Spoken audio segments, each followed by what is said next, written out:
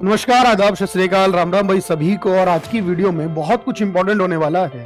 आज की इस वीडियो में हम बात करने वाले हैं एसएससी 2025 में स्टेनोग्राफर पेपर में आए हुए इकोनॉमिक्स के सारे सवालों को लेकर कि जब इस बार एग्जाम कंडक्ट कराया गया एसएससी का स्टेनोग्राफर का, तो किस तरह के सवाल पूछे गए, कितनी लेंथ पर वो सवाल थे, उनका लेवल क्या था, उनका स्टैंडर्ड कैसा था और उन सवालों को आप किस तरह सॉल्व कर सकते हो। लगभग हम सभी तरह के पेपर्स का सॉल्यूशन करने वाले हैं, उसमें से आज की बात स्टेनोग्राफर के लिए होगी। चलिए शुरुआत करते हैं पहले सवाल के साथ। पहला सवाल हमारे पास है, तेल बीज प्रौद्योगिकी मिशन यानी कि नेशनल डेयरी डेवलपमेंट बोर्ड के द्वारा एक मिशन लाया गया था, technology mission on oil seeds को लेकर।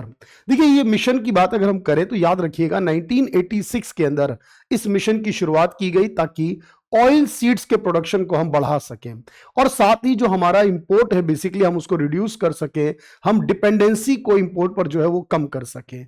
इसके लिए नेशनल डेयरी डेवलपमेंट बोर्ड ने शुरुआत करी थी और आपको याद रखना है कि इसका रिलेशन येलो रेवोल्यूशन के साथ होता है। तो पॉइंट क्या कहता है इस सवाल को अगर आप देखें तो क्या ये प्रमोट करता है मिल्क प्रोडक्शन से? तो बिल्कुल भी नहीं। ये रेगुलेट करता है ट्रेड पॉलिसीज को? तो बिल्कुल भी नहीं। To develop genetically modified crops? तो इसकी बात भी नहीं होगी, बल्कि बात होगी to manage oil seeds procurement and processing. तो ये रिलेट करता है डी ऑप्शन के साथ। चलें अगले सवाल की ओर। अगला सवाल कहता है हमारा, भारत में प्रमुख आर्थिक सुधार किस वर्ष लागू किए गए थे?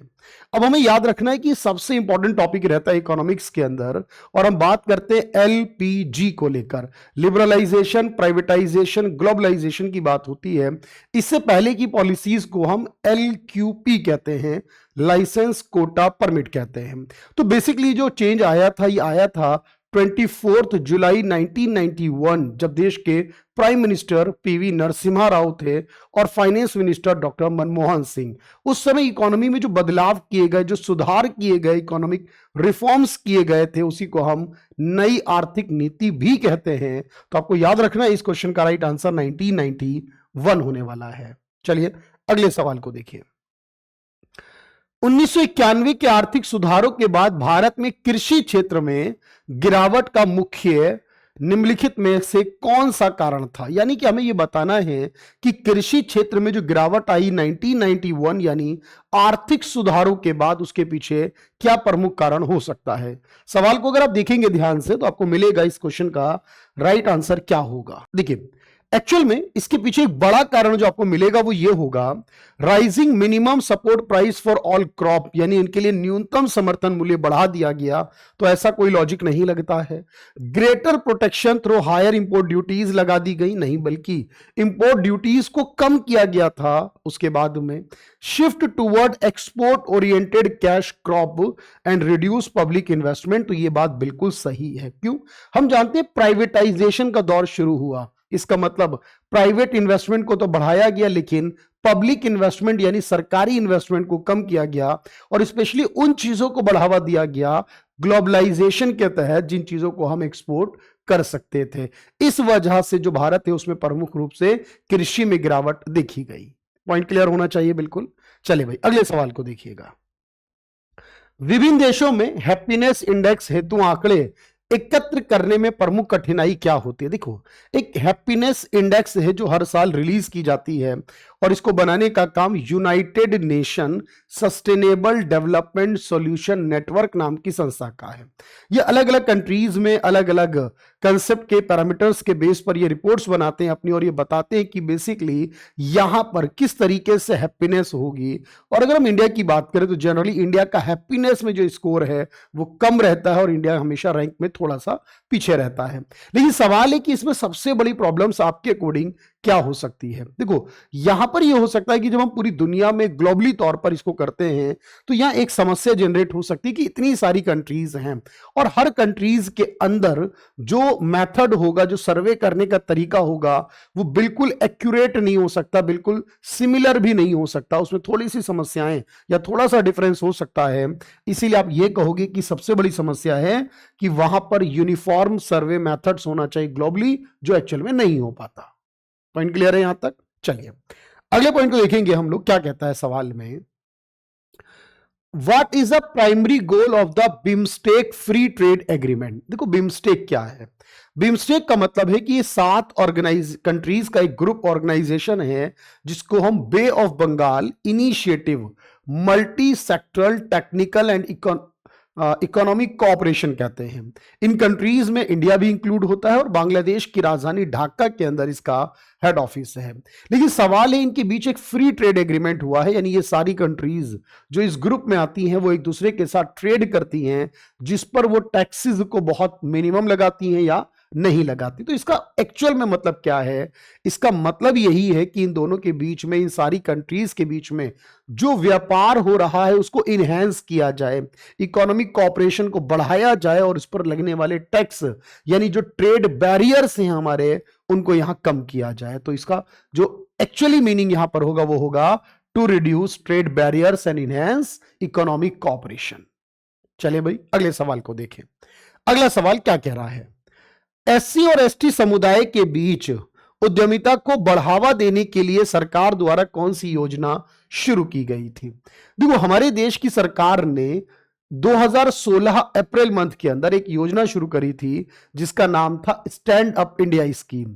इस स्कीम के तहत जो हमारे स्टार्टअप करने वाले लोग हैं उन्हें 10 लाख रुपए से लेकर 1 करोड़ रुपए तक का लोन प्रोवाइड किया जा सकता है। और ये लोन जो प्रोवाइड किया जाएगा बेसिकली ये हर एक बैंक की ब्रांच के द्वारा किया जाएगा 2 लोगों को मिनिमम 1 साल में। ये एक इंसान जो हो वो महिला होनी चाहिए, चाहे वो किसी भी कास्ट से बिलोंग करती हो, किसी भी रिलीजन से बिलोंग करती हो, लेकिन महिला होनी चाहिए। और एक जो है वो एससी और एसटी ही होना चाहिए। तो इसका मतलब ये कि ऐसी योजना जो 5 अप्रैल 2016 को शुरू की गई उसका नाम था स्टैंड अप इंडिया स्कीम और इसमें ही एससी एसटी और महिलाओं के एंटरप्रेन्योरशिप को बढ़ाने के लिए सरकार ने कार्य किया था। चले अगले सवाल को देखें। हमारे पास कुछ पॉइंट दिए गए और इस पॉइंट को हमें मैच करना है। देखिए ये हमारे पास पूछा गया सवाल है, 3 ऑप्शंस हैं हमारे, लेकिन इसी को आप हिंदी में भी आगे देख सकते हो। यानी ये सवाल इतना बड़ा है कि आपको हिंदी और इंग्लिश को 2 अलग अलग स्लाइड में हमें यूज करना पड़ा। लेकिन फिलहाल हम इस बात को समझें, मांग का नियम क्या कहता है। तो देखो मांग का नियम ये कहता है कि कीमत और मांग के बीच जो है वो नेगेटिव रिलेशन होगा। जैसे जैसे प्राइस अप करते हैं वैसे वैसे डिमांड डिक्रीज करती है, इसी को लॉ ऑफ डिमांड कहते हैं। अगर हम इस पॉइंट को देखें तो यहां पर यह कहा जा रहा है कि एक निश्चित बिंदु के बाद जब आय बढ़ती है तो सीमांत उत्पादन में गिरावट लाती है, यानी आगत बढ़ती हुई आगत उत्पादन को घटा देती है, सीमांत उत्पादन को ये घटा देती है, इसको क्या कहते हैं। और उसके बाद लिखा है सीमांत उत्पादन शुरू में बढ़ता और उसके बाद फिर गिरने लगता है। और इसके अलावा आय बढ़ने पर मांग और कीमत विपरीत दिशाओं में चलते हैं। ये सवाल में थोड़ा सा करेक्शन है यहां पर, लेकिन फिर भी क्योंकि हम जब लॉ ऑफ डिमांड पढ़ते हैं ना तो इनकम को हम कांस्टेंट मानकर चलते हैं, लेकिन जो ऑप्शंस दिए गए अगर आप उसके आधार पर चलेंगे तो आपके हिसाब से ये मैच करता हुआ नजर आएगा, ये इसके साथ मैच करेगा और ये वाला लॉ वेरिएबल प्रोपोर्शन इसके साथ मैच करेगा। और इस मैचिंग को अगर आप ध्यान से देखोगे तो यहां पर आपका आंसर बनेगा डी ऑप्शन जो करेक्ट होगा। पॉइंट याद रहेगा। चलो भाई अगला सवाल हमारे पास क्या कहता है, भारत में प्रबंधन शिक्षा को बढ़ावा देने के लिए 1961 में किस संस्थान की स्थापना की गई? आपको याद रखना है कि 1961 में हमारे देश में प्रबंधन संस्थान की बात करें तो इनमें से एक ही ऐसे इंस्टीट्यूट आपको नजर आ रहा होगा जो कि मैनेजमेंट यानी प्रबंधन से रिलेट करता है, और वो इंस्टीट्यूट है आईआईएम। और याद रखना है बिल्कुल हमारे देश में आईआईएम जो है उनकी शुरुआत 1961 में जब देश के प्रधानमंत्री जवाहरलाल नेहरू थे उस समय की गई थी। तो यहां जिन सवालों की बात की गई, एजुकेशन सेक्टर्स को इंप्रूव करने की बात की गई, तो इंडियन इंस्टीट्यूट ऑफ मैनेजमेंट की शुरुआत की गई 1961 के अंदर। अगला सवाल क्या कहता है, घटती सीमांत उपयोगिता का नियम कहता है कि जैसे जैसे उपभोक्ता किसी वस्तु के ज्यादा से ज्यादा यूनिट्स का उपभोग करते हैं क्या होगा। देखो एक बात याद रखनी है, ये एक नियम है जिसे हम लॉ ऑफ मार्जिनल यूटिलिटी कहते हैं। हम कोई भी चीज खाते हैं, पीते हैं, कोई भी चीज का इस्तेमाल करते हैं, हर बार उससे मिलने वाली जो एडिशनल यूटिलिटी है, यानी जो पहले से मिली उसके बाद जो दूसरे से मिलेगी वो उससे थोड़ी सी कम हो जाएगी, जो तीसरे से मिलेगी वो उससे और कम हो जाएगी, चौथे से मिलने वाली उससे और कम हो जाएगी, और एक समय के बाद यूटिलिटी मिलना बंद हो जाएगी, यानी मार्जिनल यूटिलिटी जीरो होगी, और हो सकता है कि उसके बाद भी इस्तेमाल किया तो वो नेगेटिव हो जाए। तो मार्जिनल यूटिलिटी ऑलवेज डिक्रीज करती है, और इसी बात को हमने लॉ ऑफ मार्जिनल यूटिलिटी कहा है। तो इसका मतलब यह है कि टोटल यूटिलिटी डिक्रीज करती है नहीं, मार्जिनल यूटिलिटी रिमेन कांस्टेंट होती है नहीं। मार्जिनल यूटिलिटी का मतलब है drive from each additional unit, और total utility increase at an increasing rate. तो यहां पर कहा जा रहा है घटती सीमांत उपयोगिता का नियम क्या कह रहा है। तो यूनिट का उपभोग करते हैं, जैसे जैसे हम एक चीज का इस्तेमाल ज्यादा करते हैं, सीमांत उपयोगिता जो है वो हमेशा घटती जाती है, वो कभी भी इंक्रीज नहीं करती, वो ऑलवेज डिक्रीज करती है। चले अगले सवाल को देखते हैं।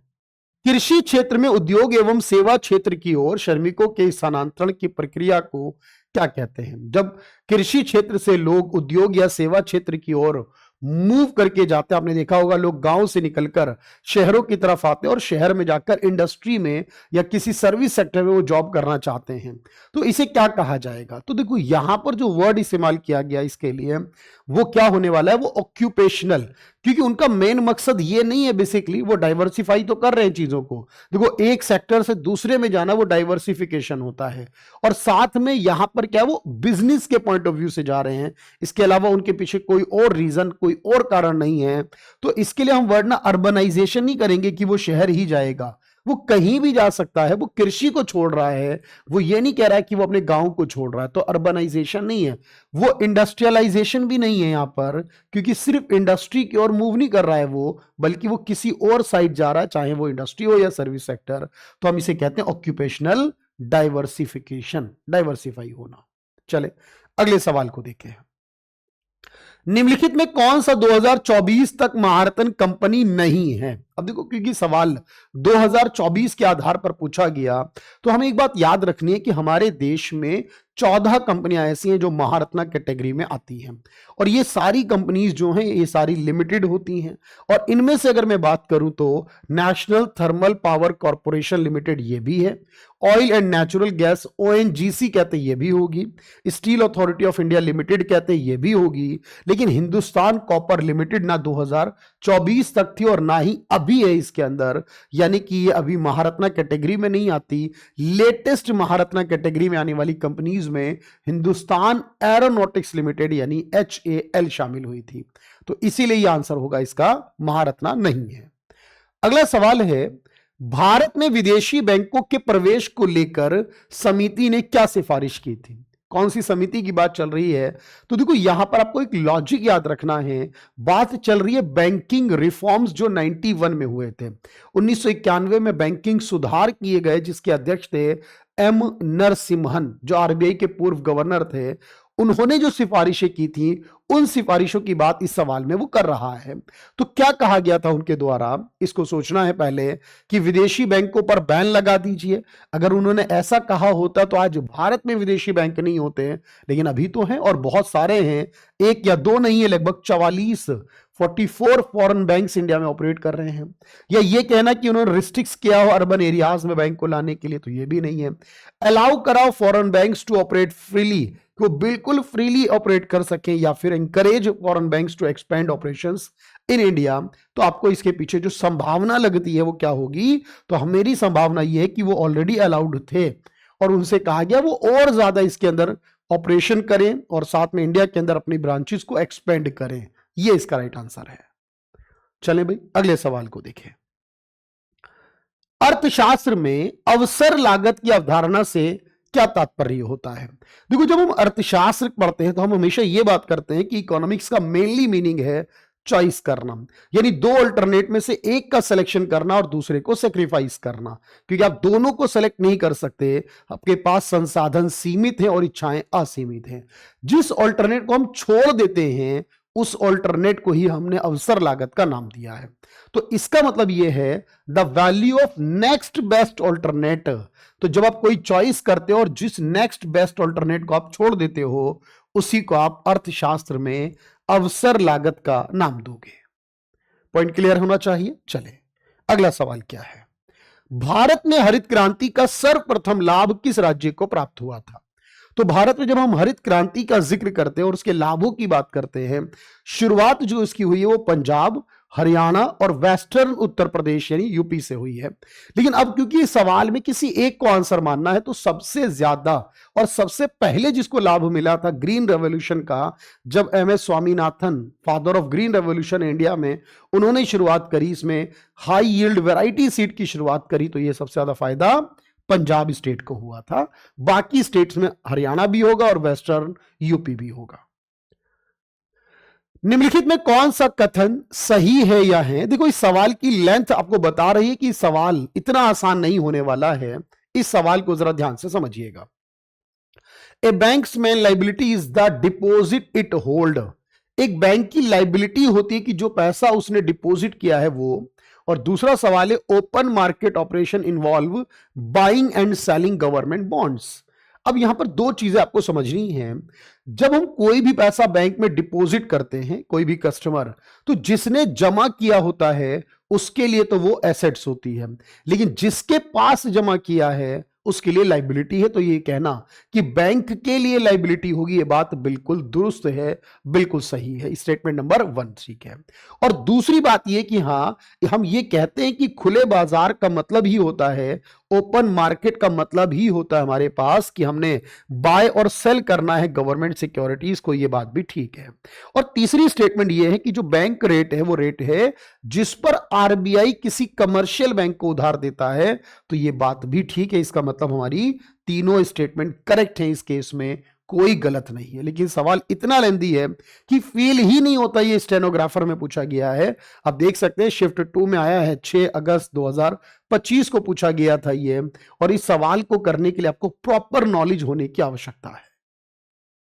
चलिए, तेल बीज प्रौद्योगिकी मिशन को लागू करने की जिम्मेदारी किस सरकारी संस्था को दी गई थी? अभी अभी आपने देखा कि हमने इस सवाल को पढ़ा था, एक सवाल पूछा गया और 1986 में लाया गया ये मिशन था। नेशनल डेयरी डेवलपमेंट बोर्ड के द्वारा इस मिशन को चलाना था।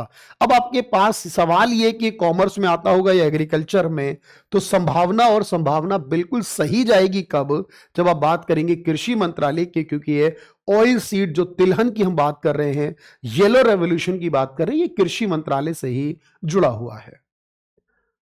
दिवाला और ऋण शोधन यानी इंसॉल्वेंसी और बैंकक्रप्सी जो कानून है जो 2016 में लाया गया, इस कानून की बात अगर आप कर रहे हैं तो इसके पीछे आपको बताना है कि इसे क्यों लाया गया था, इसका प्रमुख उद्देश्य क्या था। देखो इंसॉल्वेंसी क्या होती है कि जब कोई भी व्यक्ति हो और उसकी लाइबिलिटीज उसकी एसेट से ज्यादा हो जाती हैं, तब वो इंसॉल्वेंट होता है। और जब वो व्यक्ति बेसिक तौर पर आप ये कह लीजिए कि कोर्ट के द्वारा, किसी अथॉरिटी के द्वारा उसे ऑफिशियली तौर पर बैंकक्रप्ट डिक्लेयर किया जाए, तब हम कहते हैं कि वो बैंकक्रप्ट हो गया है। तो इसीलिए याद रखना कि इंसॉल्वेंसी और बैंकक्रप्सी का जो प्रोसेस है वो जनरली इनमें से किससे रिलेटेड हो सकता है? क्या वो FDI से रिलेटेड हो सकता है? क्या वो शेयर मार्केट से रिलेटेड हो सकता है? नहीं, वो फाइनेंशियल डिस्ट्रेस जो हो रही है उससे रिलेटेड होगा, वो किसी स्टार्टअप से रिलेटेड भी नहीं होगा। तो इस क्वेश्चन का राइट आंसर होगा सी ऑप्शन। समष्टि अर्थशास्त्र में पूंजी निर्माण किस प्रक्रिया को दर्शाता है? देखो कैपिटल फॉर्मेशन क्या चीज होती है पहले समझो। जब हम कोई भी पैसे को सेव कर लेते हैं और सेव करने के बाद उसको इन्वेस्टमेंट कर देते हैं, तो सेविंग के बाद जब हम इन्वेस्टमेंट करते हैं और वो पैसा मार्केट में फ्लो क्रिएट करता है, और उस इन्वेस्टमेंट के थ्रू, फ्लो क्रिएट होने के थ्रू जो हमारे देश में प्रोडक्शन है, जो बिजनेसेस हैं, जो रोजगार है, वो सब कुछ बढ़ने लगता है।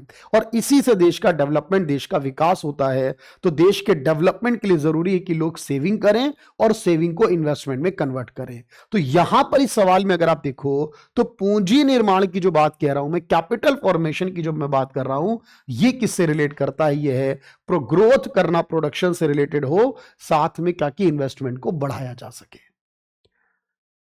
निम्नलिखित में आरबीआई गवर्नरों को उनके कार्यकाल के सही कालक्रम अनुसार व्यवस्थित करिए। इनमें से बताइए कि कौन सा गवर्नर पहले बना और कौन सा उसके बाद में बना। अब हमें यह याद रखना है कि हमारे पास उर्जित पटेल जो थे वो आरबीआई के 24वें गवर्नर थे, ये बात पक्की है। और इनमें से जितने भी गवर्नर के नाम दिए गए वो सारे गवर्नर जो हैं वो बाद में बने। यानी कि अगर आप इस बात को ध्यान से देखें, और संजय मल्होत्रा जो रिसेंट में है आरबीआई के वो 26वें गवर्नर हैं, बिल्कुल ये उनके बाद बने हैं। यानी 4 नंबर सबसे लास्ट में और 4 से पहले 3 होगा, तो 4 से पहले 3 होगा, क्योंकि नंबर 25 पर जो आए थे वो कौन थे आप याद करके बता सकते हो। चलिए, लेकिन उससे पहले आप देखो डी सुब्बाराव भी रह चुके हैं और उससे पहले वाईवी रेड्डी भी रह चुके हैं। अगर इनके काल कर्म अनुसार मैं बात करूं आपसे, तो याद रखना ये जो क्रम दिया गया है यही क्रम अपने आप में बिल्कुल सही है, इसमें कोई समस्या नहीं है। हमारे पास 3 और 4 बिल्कुल लास्ट में होंगे। द्वितीय पीढ़ी के सुधारों का भारत में एफडीआई पर क्या प्रभाव पड़ा?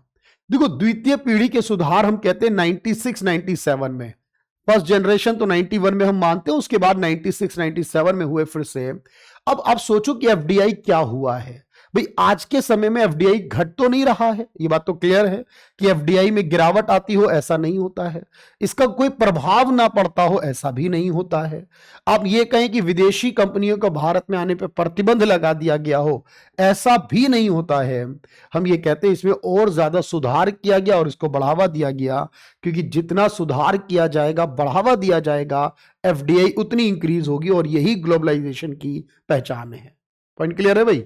चलो, अगला सवाल इतना लेंदी है कि इसको हम 2 स्लाइड में रखेंगे, इसलिए हमारे पास ये सिंगल स्लाइड की बात हो गई, ये सेकंड स्लाइड हिंदी में आ गई हमारी। 1947 और 1990 के बीच, यानी वो सिस्टम जब हमारे यहां लिबरलाइजेशन, प्राइवेटाइजेशन, ग्लोबलाइजेशन नहीं था, याद रखो, उस समय की बात है। और बात ये कर रहा है कि इस समय जो भारत में कुछ लाभ थे इस प्रणाली में, जो नकारात्मक परिणाम था वो क्या था। देखो, उस समय जो सबसे इंपॉर्टेंट बात नकारात्मक चीज थी वो क्या थी, सोचो जरा। वो ये था कि हम नए बिजनेसेस को बहुत ज्यादा अलाउड नहीं करते थे। तो जो नए व्यवसाय होते थे उनके प्रवेश में बाधाएं उत्पन्न थी उस समय, क्योंकि हमारे पास लाइसेंस राज, जिसे हम कहते हैं ना, लिबरलाइजेशन जो आया है वो लाइसेंस राज को खत्म करता है, क्योंकि लाइसेंस का जो नियम है, जो परमिट लेना पड़ता है, जो कोटा सिस्टम है, उसको हटाने का काम करेगा। तो इसका मतलब यहां बैरियर्स थे नए बिजनेसेस को स्टार्ट करने में और इनोवेशंस करने में। अगला सवाल क्या कहता है? सरकार की एक योजना है जिसका नाम है पीएम मित्र योजना, यानी प्रधानमंत्री जी के नाम पर। और ये जो है बेसिकली ये क्या है, ये टेक्सटाइल से जुड़ी हुई है। किससे जुड़ी हुई है? T for textile. और टेक्सटाइल यहां पर जो बात बन रही है वो किससे रिलेटेड बन रही है सर? ऐसी चीजों को बढ़ाना जो टेक्सटाइल के एक्सपोर्ट को बढ़ाती हो, और लार्ज टेक्सटाइल पार्क्स, पार्क्स का मतलब यहां इंडस्ट्रीज से है, जो बड़ी बड़ी इंडस्ट्रीज बनती हैं। जैसे आपने देखा होगा बहुत ज्यादा एजुकेशनल पार्क्स हम नाम देते हैं, तो वहां सारी यूनिवर्सिटीज का हब होता है, वैसे ही टेक्सटाइल पार्क होंगे, और पीएम मित्र योजना इसी का एक नाम है। चले आगे देखते हैं। ग्रामीण कारीगरों द्वारा बनाए गए स्थानीय उत्पादों को जीआई टैग दिया जाता है, इससे क्या होगा? देखो, जब हम किसी भी प्रोडक्ट को जीआई टैग देते हैं तो उसकी एक पर्टिकुलर पहचान बन जाती है कि कहां से रिलेट करता है, किस स्टेट से रिलेट करता है, किस सिटी से रिलेट करता है। और उसकी इंपॉर्टेंस ये होती है कि हम उसको एक्सपोर्ट में भी इस्तेमाल करते हैं, उसका एक्सपोर्ट भी बढ़ता है, और इसको इंडिया में भी अलग अलग जो स्टेट्स है हमारे, वहां पर उसकी डिमांड बढ़ती है। तो कहने का अर्थ ये बना कि ऐसी वस्तुओं की बात अगर हम कर रहे हैं तो इससे क्या होगा कि हमारा पारंपरिक ज्ञान जो है वो संरक्षित होगा कि भाई वो चीज वहां बनती है और किस तरीके से बनती है, और साथ ही ग्रामीणों की जो आय है उसको भी बढ़ाने में मदद मिल सकती है। तो ये याद रखनी है बात आपको कि ये हेल्प करता है 2 चीजों के अंदर, ग्रामीण क्षेत्रों की आय भी बढ़ती है और साथ में उनका पारंपरिक ज्ञान भी प्रोटेक्ट रहता है। निम्नलिखित में कौन सा हैप्पीनेस इंडेक्स के उपयोग का प्रत्यक्ष परिणाम नहीं है? यानी हैप्पीनेस इंडेक्स का डायरेक्टली आप इससे रिलेट नहीं कर सकते, आउटकम नहीं है। और मैंने आपको बताया कि यूएनएसडीएसएन नाम की संस्था इसको बनाती है। अगर आप हेल्थ केयर सेक्टर सर्विसेज को इंप्रूव कर रहे हैं, एजुकेशनल पॉलिसीज क्रिएट कर रहे हैं, मॉनिटरिंग पॉपुलेशन ग्रोथ कर रहे हैं, इनहेंसिंग सोशल सर्विसेज कर रहे हैं, तो बताइए जरा इनमें से क्या संभावना हो सकती है आपको। देखो यह पॉपुलेशन की ग्रोथ को कोई पैरामीटर के तौर पर नहीं माना गया, तो पॉपुलेशन की ग्रोथ को मॉनिटर करना, उसकी निगरानी करना, जनसंख्या का बढ़ना या घटना, ये इसके पैरामीटर्स जो हैं उसमें बात नहीं की गई उनकी, तो इसका प्रत्यक्ष तौर पर डायरेक्टली तौर पर जो आउटकम है वो इससे रिलेट नहीं कर रहा है। याद रखना, एजुकेशन पॉलिसीज बेहतर होंगी, हेल्थ केयर बेहतर होगा, सोशल सर्विस बेहतर होंगी, ये सब कुछ इसके डायरेक्टली रिलेट करने वाली चीजें हैं। वित्तीय स्थिरता को विनियमित करने के लिए 1991 के बाद बैंकिंग सुधारों में कौन सा महत्वपूर्ण संस्था बनाया गया। देखो 91 में एम नरसिम्हन कमेटी जो बनी बैंकिंग रिफॉर्म्स को लेकर, उसने कई सारे सुधारों की बात करी और उन सुधारों में से एक बात यह थी जो 94 में आरबीआई ने पूरी की कि एक बोर्ड बनाया जाए बैंकों के सुपरविजन के लिए, और इस बोर्ड का नाम रखा गया BFS, board for financial supervision, जो मुंबई में स्थित है, याद रखना। और ये बैंकों की परफॉर्मेंस के बेस पर उनको रेटिंग प्रोवाइड करता है कि कौन सा बैंक बहुत अच्छी परफॉर्मेंस कर रहा है और कौन सा खराब परफॉर्मेंस कर रहा है। अभी तो 1994 में बनाया गया, 91 के बाद ही आया है, इसका नाम बीएफएस होगा। अगला सवाल देखिए क्या है हमारा। 1948 के औद्योगिक नीति प्रस्ताव का उद्देश्य क्या था। देखो 1948 में जब श्यामा प्रसाद मुखर्जी जी पहली बार इंडस्ट्रियल पॉलिसी लेकर आए थे 6 अप्रैल 1948 को, तो उस पॉलिसी के अंदर जो बात की गई वो ये था कि पब्लिक सेक्टर को ज्यादा पावर दी गई, क्योंकि 91 से पहले तक जितनी भी पॉलिसीज हैं सब में पब्लिक सेक्टर का रोल रहा है, और 91 के बाद जो पॉलिसीज हैं उन सब में प्राइवेट सेक्टर को इंपॉर्टेंस दी गई है। तो इसका मतलब यह है कि हमारे पास प्रमोटिंग पब्लिक सेक्टर की बात 91 से पहले की पॉलिसी सब में की गई थी। फॉरेन ट्रेड की बात 1991 के बाद हुई है। रूरल एरियाज को डेवलपमेंट करना है स्पेसिफिकली 77 में बात की गई, और प्राइवेटाइजेशन की बात भी 91 के बाद ही हो रही है, इसलिए आंसर होगा डी ऑप्शन। केनेजियन थ्योरी के हिसाब से मंदी के दौरान सरकार को क्या करना चाहिए। देखो ऐसी मंदी जो कीन्स ने अपना सिद्धांत बनाया था, मैं बता दूं ये 1929 में आई थी और इसको महामंदी कहा जाता है। ये ग्रेट रिसेशन है जो अमेरिका के न्यूयॉर्क स्टॉक एक्सचेंज के कोलैप्स होने के कारण शुरू हुआ था, और ये पूरी दुनिया में मंदी आई थी। तब जेएम कीन्स जो ब्रिटेन के इकोनॉमिस्ट थे, उन्होंने एक कंसेप्ट डेवलप किया था, अपनी किताब लिखी उसमें कि कैसे आप इसको दूर कर सकते हो, और उसमें बात की सरकारी खर्च को बढ़ाना चाहिए और टैक्स वगैरह में कटौती करनी चाहिए, ताकि जो लोग हैं वो ज्यादा डिमांड करें मार्केट में, और जब ज्यादा डिमांड करेंगे तो इकोनॉमी फिर से सही हो जाएगी। तो खर्च को बढ़ाना चाहिए और टैक्सेस को कम करना चाहिए, यह बात कही गई जेएम कीन्स के द्वारा। चले अगले सवाल को देखें। 1991 से पहले भारत में औद्योगिक विकास पर लाइसेंस राज का प्राथमिक प्रभाव क्या था। तो मैंने अभी अभी सवाल का जिक्र किया कि लाइसेंस राज का मतलब है कि बहुत सारे प्रतिबंध, बहुत सारी बाधाएं थीं, स्पेशली आप कहेंगे तब जब लाइसेंस राज सिस्टम हुआ करता था। तो बात बिल्कुल सही यहां पर होगी कि प्रवेश में बाधाएं थीं, विस्तार में बाधाएं थीं, और कुछ अकुशलता को बढ़ावा मिल रहा था लाइसेंस राज की वजह से।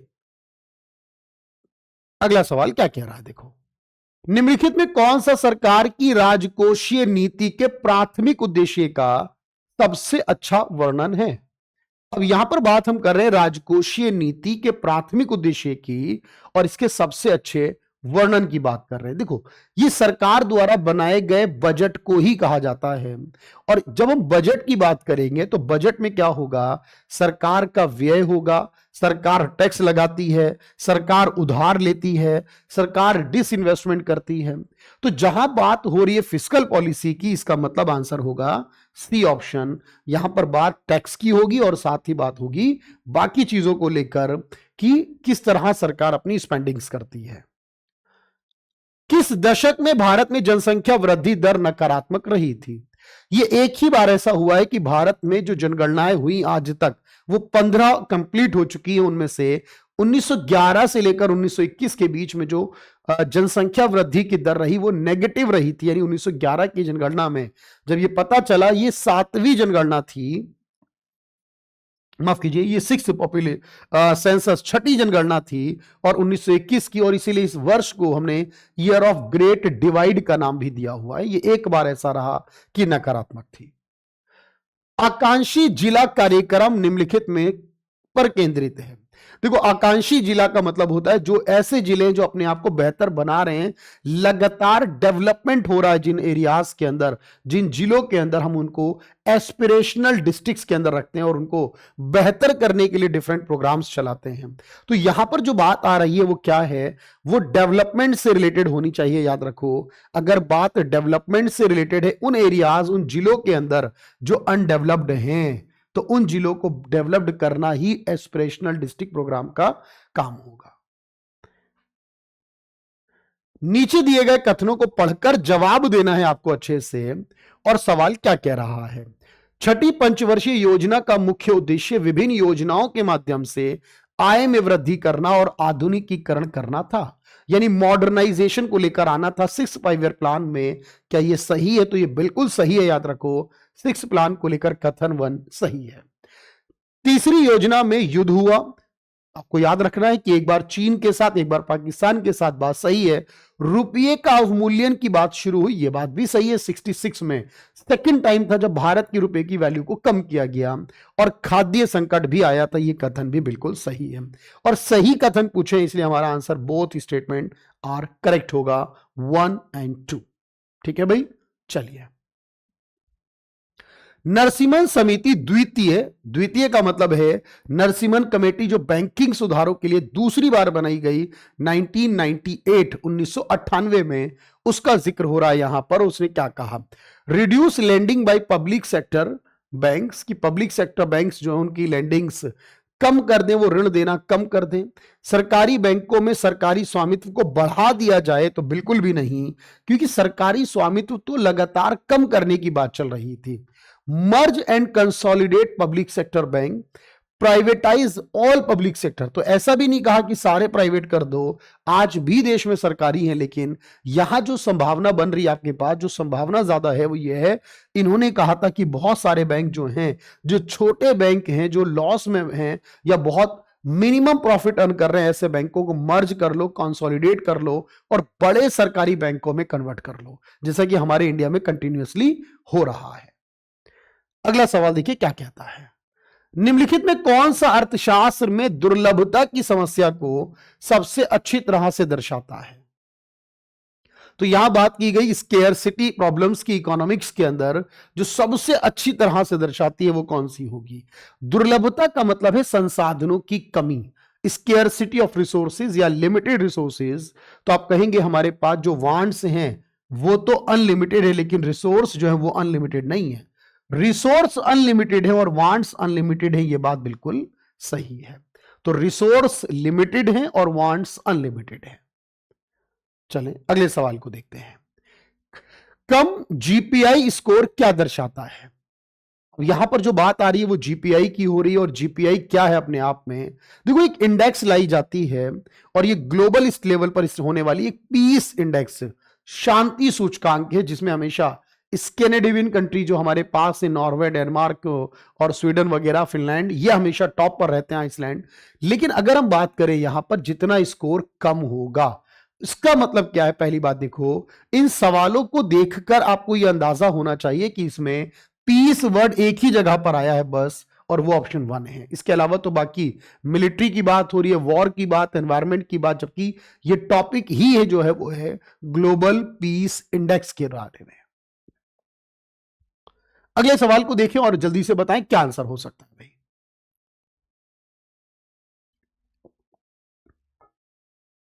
देखिए, इंडस्ट्रियल पॉलिसी रेजोल्यूशन 1956 में जो लाया गया, क्या ये प्राइवेटाइज को प्रमोट कर रहा था।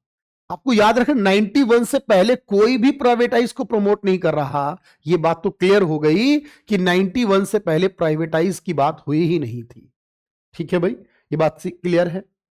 दूसरी बात, द इंडस्ट्रियल पॉलिसी रेजोल्यूशन जो 56 में आया था, उसने सारी इंडस्ट्रीज को 3 कैटेगरीज में डिवाइड किया था, ये बात सही है। 1948 में जो आया था उसने सभी को 4 पार्ट में क्लासिफाई किया था, और 1956 में जो आया उसने 3 पार्ट में क्लासिफाई किया। इस आधार पर आप कहेंगे ओनली स्टेटमेंट 2 करेक्ट होगी, 1 रॉन्ग होगी। क्लियर है भाई? चलो, बड़ा जबरदस्त सवाल है। एफआरबीएम अधिनियम के तहत वित्त मंत्री की भूमिका क्या होती है? देखो, एफआरबीएम का मतलब है fiscal responsibility and budget management act 2003 में ये लाया गया, 2004 में ये एप्लीकेबल हुआ। नाम से क्लियर है, बजट से रिलेटेड ये मामला है, बजट और फिस्कल पॉलिसी को लेकर। और इस पूरे एक्ट में ये बात कही गई कि सरकार की जिम्मेदारी है कि अपने जो लॉसेज हैं, जो डेफिसिट्स हैं, उनको कम करें। तो यहां पर बात स्टॉक मार्केट की नहीं हो रही है, यहां बात डिसइन्वेस्टमेंट स्ट्रेटेजी की नहीं हो रही है, यहां बात फॉरेन ट्रेड पॉलिसी की नहीं हो रही है, यहां बात किसकी हो रही है सोचो जरा, तो यहां बात फिस्कल पॉलिसी और बजट की हो रही है। बात क्लियर हुई? तो अगर आप रिलेट भी कर पाओगे क्वेश्चन में, तो ऑप्शन सारे बता रहे हैं कि सिर्फ एक स्टेटमेंट ही करेक्ट होगी, बाकी रॉन्ग होने वाली है। चलिए, ये सवाल बहुत बड़ा है, और आप देखिए इस सवाल को आधा इधर है यानी इंग्लिश में, और आधा हिंदी वाला इस साइड में है। क्या कहता है सवाल? कहता है माल्थस के सिद्धांत के सार को, यानी उसके जो थ्योरी का जो एक्चुअल में जो मेन पॉइंट है, कोर कंसेप्ट है, वो क्या कहता है उसको बताइए। देखो, माल्थस की थ्योरी ये कहती है कि जो हमारी पॉपुलेशन बढ़ती है, जनसंख्या बढ़ती है ना, वो जियोमेट्रिक या क्वांटिटेटिव बढ़ती है। जैसे 2, 4, 8, 16 जियोमेट्रिक वे में बढ़ती है, और जो हमारा फूड प्रोडक्शन है वो अर्थमेटिकली इंक्रीज करता है। इस कारण से क्या होता है, एक पर्टिकुलर टाइम के बाद हमारा फूड कम हो जाता है और हमारी पॉपुलेशन ज्यादा, और यही देश में भुखमरी का एक बड़ा कारण बनता है। तो यहां जो सवाल है उसके हिसाब से अगर आप देखो तो यही कह रहा है वो कि जनसंख्या जो है वो अंक गणितीय यानी अर्थमेटिक तरीके से बढ़ती है, और खाद्यान्न जो है उत्पादन ज्यामितिक तरीके से यानी ज्योमेट्रिक तरीके से बढ़ता है, और इसी कारण से समस्याएं जनरेट होती हैं। अगर बात समझ पा रहे हो तो ये होगी। अच्छा, दूसरी बात क्या कह रहा है ये कि खाद्य आपूर्ति और जनसंख्या वृद्धि के बीच प्राकृतिक असंतुलन अपरिहार्य कठिनाइयों को जन्म देता है जब तक जनसंख्या पर नियंत्रण नहीं किया जाता। अब यहां से एक और बात समझ में आ रही है कि सर ये लगभग ठीक लग रहा था, लेकिन और ज्यादा इंपॉर्टेंट बातें तो बहुत सारी की गई होंगी, लेकिन सार क्या बनता है? तो सार क्या ये बन सकता है खाद्य आपूर्ति और जनसंख्या वृद्धि दोनों की बात हम वृद्धि की करें तो असंतुलन हो जाएगा अगर हमने जनसंख्या पर नियंत्रण नहीं किया। तो ये ज्यादा बेहतर स्टेटमेंट लग रही है, क्योंकि ये प्रमुख सार यही कह रहा है ना कि फाइनली जनसंख्या को नियंत्रित करो वरना समस्याएं जन्म लेंगी। चले अगले सवाल को देखते हैं। द्विक्षेत्रीय अर्थव्यवस्था में परिवार फर्मों को उत्पादन के साधन प्रदान करते हैं और आय प्राप्त करते हैं। यदि परिवार इस आय का कुछ भाग बचाते हैं तो क्या प्रभावित होगा? देखो, याद रखो, जब लोग सेविंग्स करते हैं, पूरी बात को यह समझना है हमें, जब लोग सेविंग्स करना शुरू करते हैं तो सेविंग्स का मतलब है कि मैं अपनी बचत जब करूंगा तो जो मेरे खर्च हैं वो कम हो जाएंगे। यानी जो लोग मुझसे कमा रहे हैं उनकी इनकम कम हो जाएगी, और उसके बाद उनके खर्चे कम होने पर जो उनसे कमा रहे हैं उनकी इनकम भी कम हो जाएगी। यानी ये इनकम जो है वो रेगुलर बेसिस पर आपकी कम होती चली जाएगी। और इसी को आपको याद रखना है कि जब आप कोई भी सेविंग्स करते हो तो वो एक्चुअल में क्या आपके सर्कुलर फ्लो के अंदर एक लीकेज का काम करती है। क्यों? क्योंकि उससे आपकी इकोनॉमी का जो सर्कुलर फ्लो है वो नीचे चला जाता है, और उसी को हमने लीकेज का नाम देना है। तो ये एक लीकेज का काम करता है। अगला सवाल देखिए, 2 स्टेटमेंट के साथ है। स्टेटमेंट 1 कहती है the objective of growth with social justice and equality was introduce in the 10th 5-year plan. ये बात जो की गई है कि ग्रोथ विद सोशल जस्टिस ये 10वें प्लान में की गई, तो गलत है मेरे भाई, याद रखो। क्यों? ये 9th प्लान में कही गई है जो 97 से लेकर 2002 तक चला था, इसलिए स्टेटमेंट गलत है। दूसरी स्टेटमेंट है the first 5-year plan was based on Herod Domar model. ये बात बिल्कुल सही है कि पहला हेरोड डॉमर मॉडल और दूसरा पीसी महालोनोबिस और नेहरू मॉडल, तीसरा चक्रवर्ती मॉडल कहलाता है, चौथा अरुण कृष्णन अशोक रुद्र मेनन मॉडल कहलाता है, और पांचवा डीपी धर मॉडल कहलाता है। इस आधार पर अगर आप देखें तो ये स्टेटमेंट बिल्कुल करेक्ट होती है, यानी स्टेटमेंट 2 करेक्ट होगी और स्टेटमेंट 1 इनकरेक्ट होगी। भारत में सुधारोत्तर वैश्वीकरण रणनीति में विश्व व्यापार संगठन की सदस्यता की क्या भूमिका थी? यानी जब भारत ने डब्ल्यूटीओ की मेंबरशिप ली 1995 में, जब ये संगठन बना, तो इसकी प्रमुख भूमिका क्या रहेगी? देखो, इसका जो प्रमुख काम ये रहता है कि डब्ल्यूटीओ जो होता है, वर्ल्ड ट्रेड ऑर्गेनाइजेशन, जो दो देशों के बीच यानी अंतरराष्ट्रीय व्यापार है, उस पर लगे प्रतिबंध जो है उनको कम करने का काम करता है। तो व्यापार पर लगे प्रतिबंध को कम करना है और इंटरनेशनल लेवल पर जो व्यापार है उसको बढ़ाना है, यानी उसको इंटीग्रेट करना है, उसको बढ़ाना है, ग्लोबल ट्रेड को अच्छा करना है।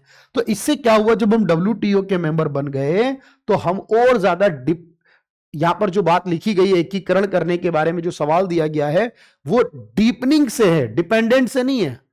ये क्या डीप होता चला गया, यानी और गहरा होता चला गया और मजबूत और बेहतर बनता चला गया। इंडिया का ग्लोबल ट्रेड जो है वो लगातार बढ़ रहा है और अभी भी बहुत ज्यादा इंडिया फॉरेन ट्रेड करता है। परिवर्तनशील अनुपातों के नियम के कारण कौन सा वक्र सामान्यतः यू आकार का होता है? यानी वो कौन सा वक्र है जिसकी शेप यू शेप्ड होती है?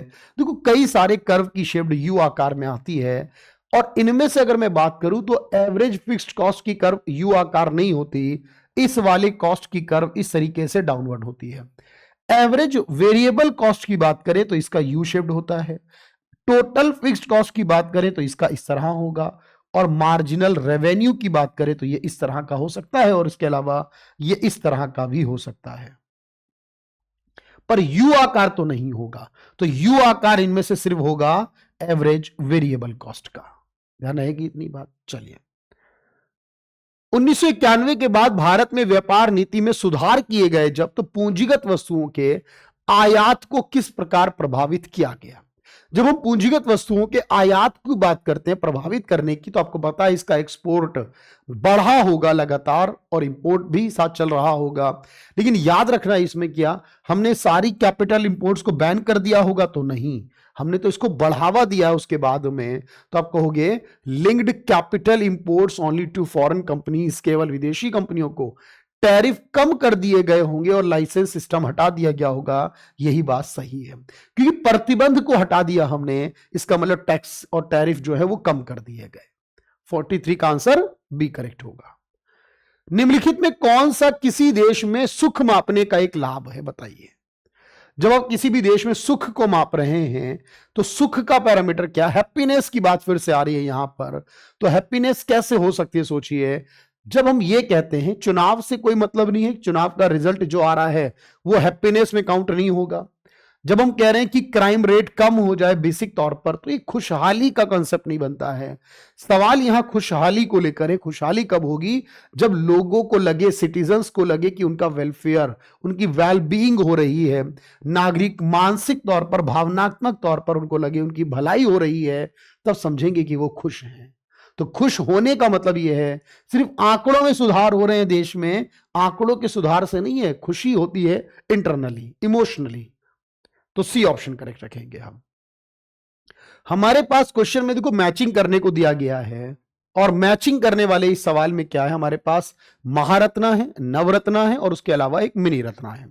जब हम बात महारत्ना, नवरत्ना और मिनी रत्ना के जिक्र पे कर रहे हैं तो देखो याद रखो, जो MTNL है वो एक नवरत्ना कंपनी है, जबकि मैं बात करूं steel authority of India limited जो है वो हमारे पास यहां पर एक स्टील अथॉरिटी महारत्ना है। लेकिन सवाल है कि इंडियन रेलवे, देखो जब ये सवाल पूछा गया उस समय तक, सवाल का जवाब उस समय के अकॉर्डिंग ये एक मिनी रत्ना कंपनी थी, लेकिन उसके बाद में अब ये एक नवरत्ना कैटेगरी में ऑलरेडी इंक्लूड हो चुकी है। फिलहाल क्वेश्चन पुराने पैटर्न के अकॉर्डिंग ही चलेगा, इसलिए हमारा आंसर होगा ए के साथ 3 मिलाते हुए B1 और C2 होगा। चलिए भाई, मानव विकास सूचकांक में जब हम स्वास्थ्य आयाम को लेते हैं तो इसका मतलब हम क्या लेते हैं? देखो, मानव विकास सूचकांक जिसका कंसेप्ट महबूबुल हक ने डेवलप किया था, और इस कंसेप्ट के अकॉर्डिंग हम बात करें अगर, तो इसमें 3 चीजें ली जाती हैं, एजुकेशन, हेल्थ और हमारी स्टैंडर्ड ऑफ लिविंग यानी पर कैपिटा GNP या पर कैपिटा इनकम।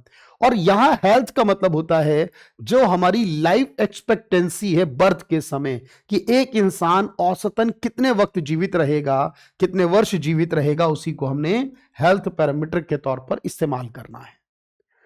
अगला सवाल है, भारत की सकल घरेलू उत्पाद में सर्वाधिक योगदान देने वाला क्षेत्र कौन सा है? जब हम भारत की जीडीपी की बात करें और भारत की इस जीडीपी में मोर देन 55% आज के वक्त में जो कंट्रीब्यूट कर रहा है और वो 91 के बाद से सबसे तेजी से कंट्रीब्यूट करने वाला क्षेत्र बना हुआ है, वो है सर्विस सेक्टर। उसके बाद मैन्युफैक्चरिंग यानी कि इंडस्ट्रियल सेक्टर आता है और लास्ट में हमारा एग्रीकल्चर सेक्टर है। तो सबसे ज्यादा हमारे जीडीपी में सर्विस सेक्टर करता है, लेकिन हमारे रोजगार में, एम्प्लॉयमेंट में अभी भी एग्रीकल्चर या प्राइमरी सेक्टर ही सबसे ज्यादा कंट्रीब्यूट करता है। अगला सवाल है 1947 से लेकर 1990 के बीच में जो पुरानी वाली भारत की नीति थी उससे रिलेटेड यह सवाल पूछा गया है। तो आप बताएं मुझे, उससे रिलेटेड जो सवाल हमारे पास है 1948, 47, 48 या फिर 1991 तक आते आते जो पॉलिसी है वो क्या कहती है।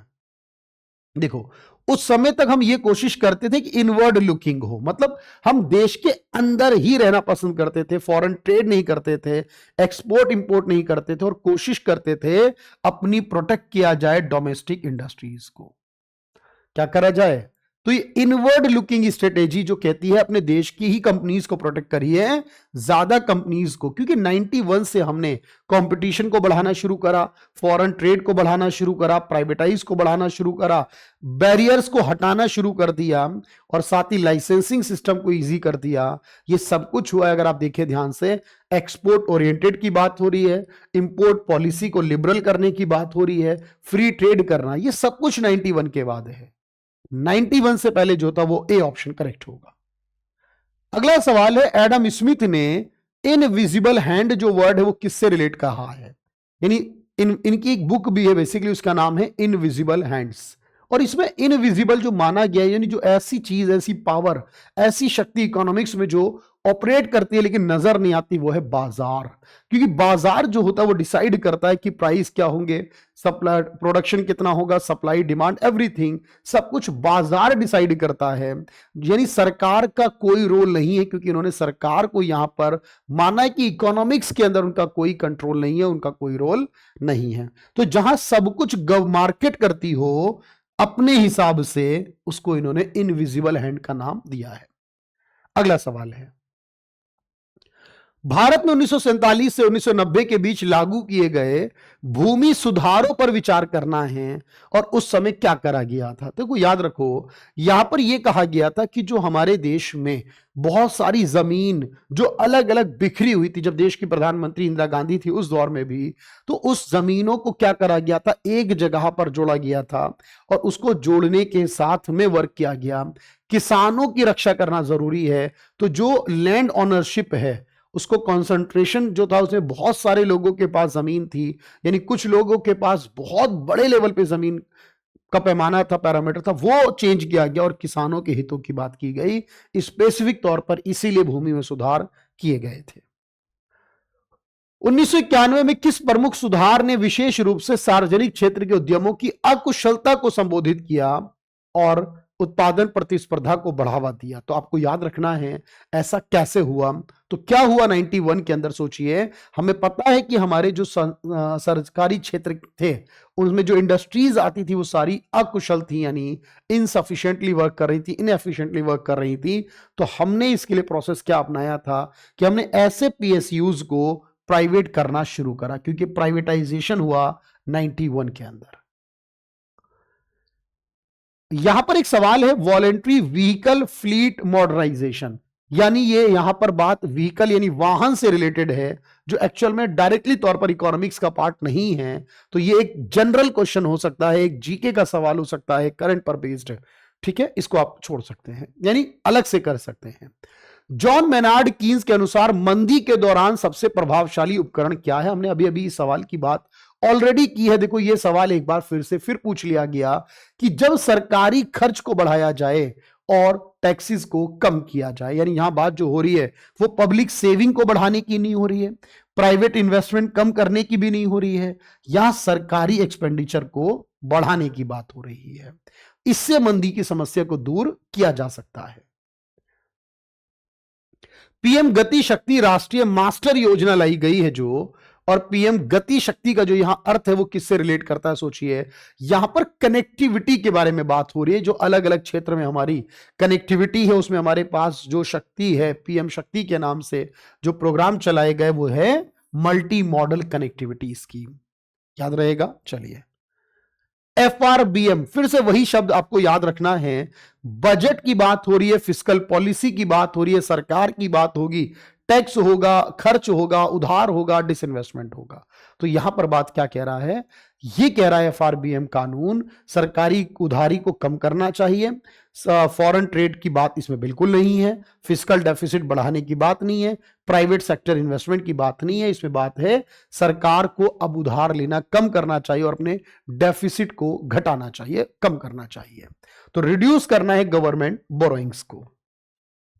अगला सवाल क्या कहता है, which indicator in ease of doing business, ये एक इंडेक्स हुआ करती थी जो अलग से वर्ल्ड बैंक रिलीज करता था पहले, अभी इंडेक्स नहीं आ रही है, लेकिन ईज ऑफ डूइंग जो लेकर आते हैं हम, उसमें समय लगता है, उसको मापने की बात की गई है। लेकिन मैंने कहा क्योंकि ये वैसे तो ऑलरेडी इस रिपोर्ट को लाना बंद हो चुका है 2020 के बाद से, लेकिन यहां जो बात हो रही है उसको थोड़ा सा ध्यान में रखना है।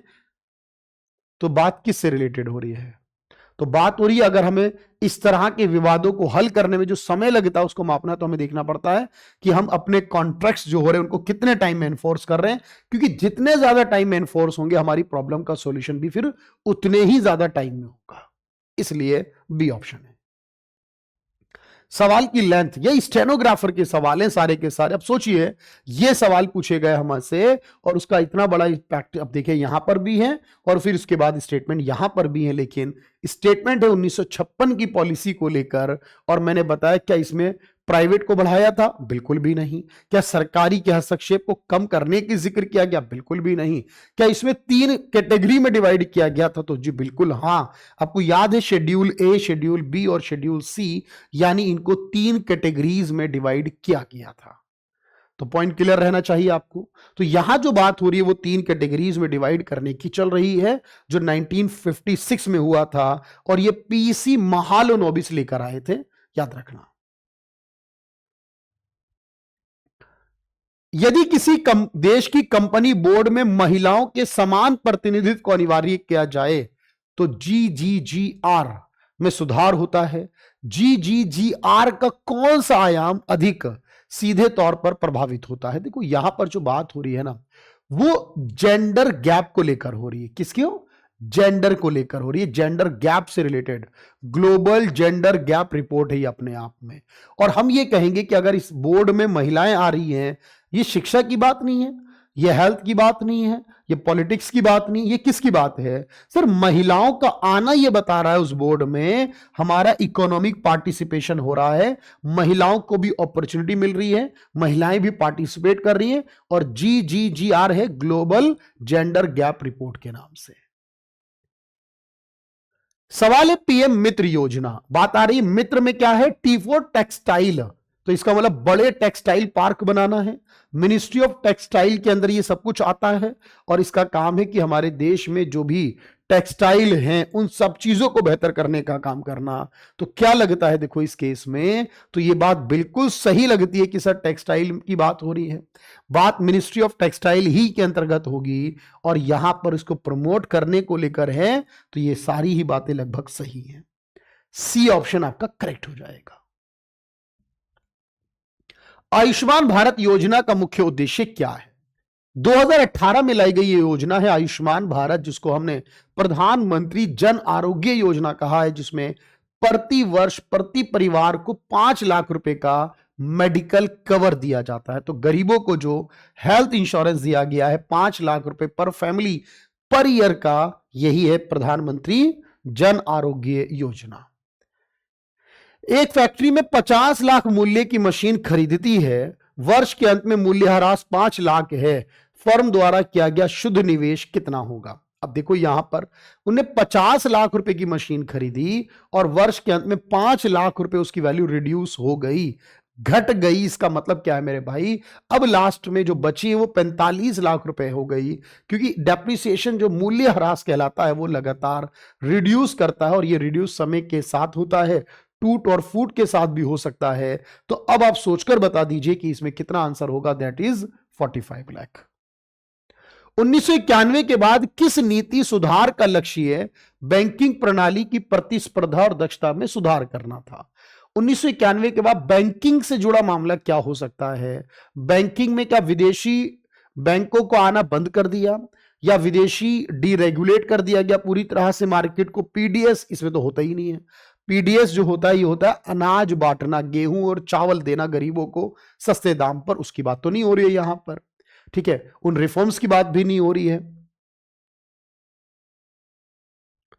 ये शायद हिंदी कुछ और कह रही है, इसकी सहकारी बैंकों का राष्ट्रीयकरण कह रही है हिंदी, पर फिलहाल यहां पर एक नियम लागू किए गए, मैं आपको बता दूं, जिन्हें हम बोलते हैं CAR या CRAR के नाम से। याद रखना, क्या बोलते हैं? CAR या CRAR के नाम से, यानी कैपिटल एडिक्वेसी रेशो आते हैं, capital to risk weighted assets ratio आता है, और ये प्रोविजन लागू किए गए थे 91 में नरसिम्हन कमेटी ने बैंकिंग सुधारों के दौरान। अगला सवाल एक बार फिर से लाइसेंस राज को लेकर है। सवाल इतना बड़ा है कि हमें सेकंड स्लाइड को यूज करना पड़ रहा है, और सवाल यह कह रहा है कि इससे क्या हुआ था। यह सवाल बिल्कुल एज इट इज पहले भी पूछा गया लाइसेंस राज को लेकर, कि नए व्यवसायों के प्रवेश में बाधाएं थी, नवाचार में बाधाएं थी, और अकुशलता यानी यहां पर इनएफिशिएंसी, इनसफिशिएंसी थी। यह सब कुछ था कब? 91 से पहले, लाइसेंस राज के दौरान।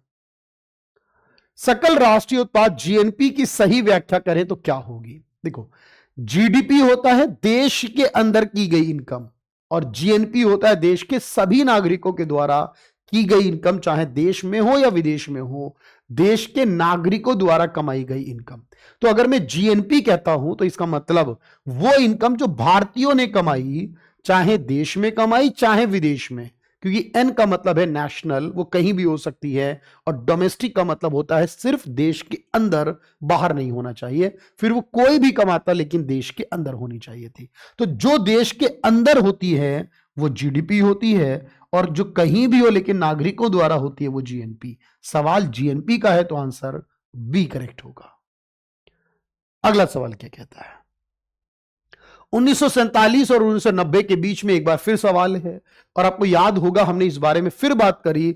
47 से लेकर 90 तक जो व्यापार था उसमें बात यह थी, हम अपने देश की कंपनियों को बचा रहे थे, हम कोशिश कर रहे थे इनवर्ड लुकिंग स्ट्रेटेजी हो, और हम कोशिश कर रहे थे इंपोर्ट सब्स्टिट्यूशन, यानी विदेशों से सामान ना खरीदना पड़े, और कोशिश ये थी हम क्लोज्ड इकोनॉमी को अपनाकर चलें, क्योंकि कंपटीशन करेंगे अगर तो हमारी कंपनीज के बंद होने का डर था उस समय। तो ऐसी स्ट्रेटेजी डोमेस्टिक इंडस्ट्रीज को प्रोटेक्ट करती थी। भारतीय उत्तर दक्षिण परिवहन गलियारा जो है हमारा, यानी नॉर्थ साउथ जो कॉरिडोर बनाया गया बेसिकली, अब ये क्यों बनाया गया है? देखो, जितने भी कॉरिडोर बनाए जाते हैं तो उसका काम क्या हो सकता है, सोचिए। ये कॉरिडोर बनाने का काम है कि हम ट्रांसपोर्टेशन सिस्टम को बेहतर कर रहे हैं, ट्रांसपोर्टेशन को बढ़ावा देने का काम कर रहे हैं, मल्टी मॉडल कनेक्टिविटी की बात करें यूरेशिया के साथ, यानी यूरोप और एशिया के कुछ देशों के साथ हम अपने बेहतर सुधार करने का प्रयास कर रहे हैं, इसलिए नॉर्थ साउथ कॉरिडोर के नाम से बनाया गया। IRDAI की प्रमुख जिम्मेदारियों में से एक है, क्या है IRDAI? इसका मतलब है insurance regulatory and development authority of India, जो कि इंश्योरेंस कंपनियों की रेगुलेटर है, और इसका काम यह है कि जितने भी इंश्योरेंस खरीदते हैं लोग उनको प्रोटेक्ट करे, उनको बचाए, क्योंकि नाम से लिखा है बीमा के बारे में बात है। जब बात बीमा के बारे में हो रही है तो बीमा धारकों की हितों की रक्षा करना भी काम इसी का होगा। अगला सवाल क्या कहता है? गैर शारीरिक तृतीयक व्यवसायों में शहरी लोगों की बढ़ती हिस्सेदारी क्या बताती है? गैर शारीरिक का मतलब है जो फिजिकल वर्क नहीं कर रहे हैं, बल्कि जो स्किल्ड हैं, जो मेंटली वर्क कर रहे हैं, यानी जो सर्विस सेक्टर में इन्वॉल्व हैं, उनकी हिस्सेदारी लगातार बढ़ रही है। इसका क्या अर्थ बन रहा है, सोचिए जरा। तो भाई इसका अर्थ यह बन रहा है कि लोग ना तो खेती कर रहे हैं क्योंकि वहां भी फिजिकली वर्क करते हैं, ना इंडस्ट्री में काम कर रहे हैं क्योंकि वहां भी फिजिकल होता है। वो लोग लगातार एमर्ज हो रहे हैं सर्विस सेक्टर की तरफ, क्योंकि सर्विस सेक्टर जो है वहां फिजिकल नहीं होता, मतलब वहां मेंटली तौर पर वर्क होता है, इसीलिए उसको आपने गैर शारीरिक का नाम दिया है। फिर एक सवाल पूछा गया 47 to 90 को लेकर।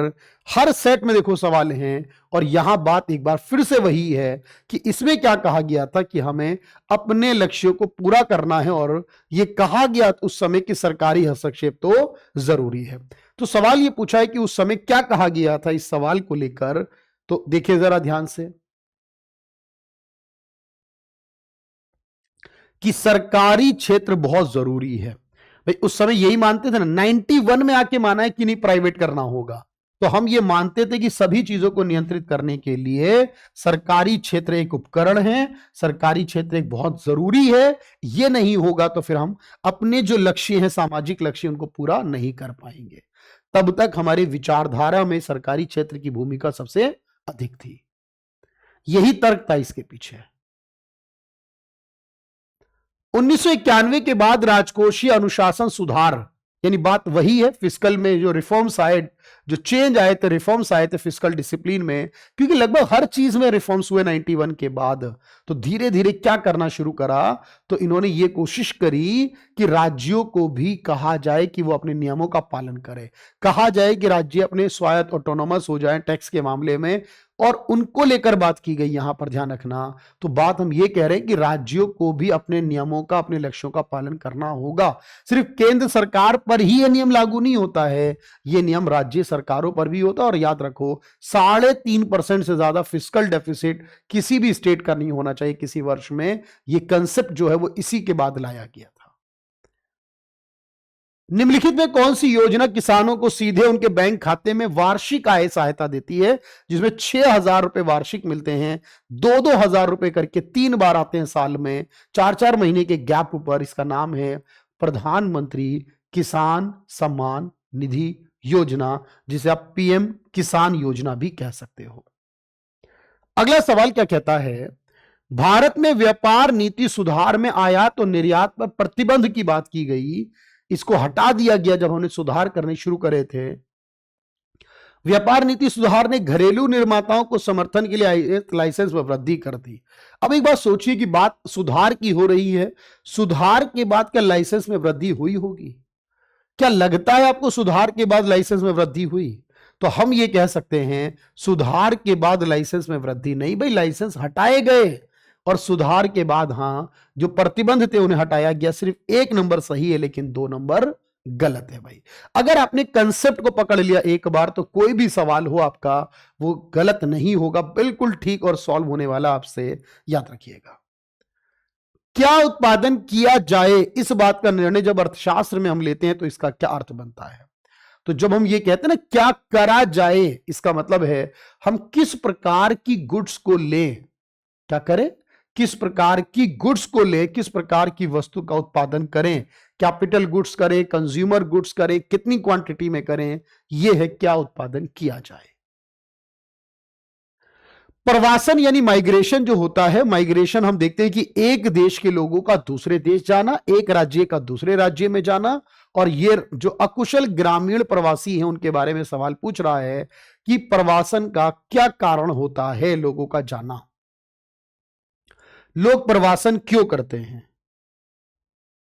देखो, लोग इसलिए जाते हैं जो लोग मजबूर हैं, अकुशल ग्रामीण प्रवासी हैं, क्योंकि वहां जहां वो लोग रह रहे होते हैं, अगर उनके साथ देखें तो एक चुनौती है वहां जाने पर।